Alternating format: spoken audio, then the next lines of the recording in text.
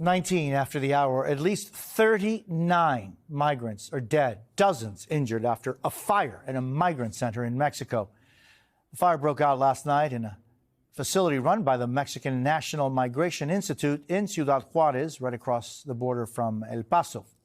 29 people were hurt, taken to nearby hospitals. And just moments ago, a White House official tweeted that the U.S. is in touch with Mexican officials, is ready to provide any kind of support necessary. Joining us now, NBC's Gabe Gutierrez. Gabe, good morning. You know, this is part of a massive humanitarian crisis that Ciudad Juarez has been dealing with for years now. There's people there waiting to cross into the United States to ask for asylum, not allowed.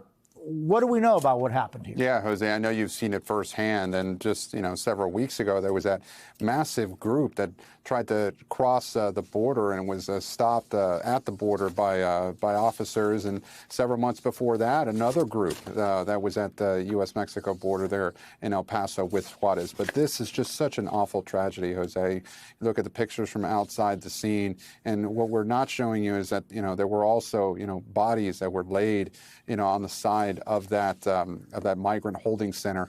We just heard a short time ago from the Mexican president, who tells us that this fire started last night around 9:30 local time.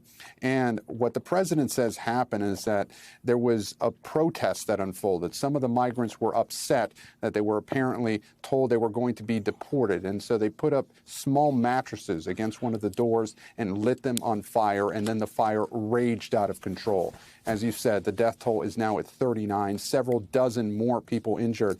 And what we know is that many of those migrants were from Central America, and also there were some from Venezuela as well. But it's unclear exactly where this investigation goes from here. Just an awful scene that's unfolding. And we did speak with a volunteer who works with the migrant shelter population down in Ciudad Juarez. And that person told us that it's possible that some of those migrants may have been upset because they had been fed misinformation from human smugglers, that they were told they could perhaps cross into the U.S. If they had a child. We're told that most, if not all, of the victims here were men. No children were among the dead.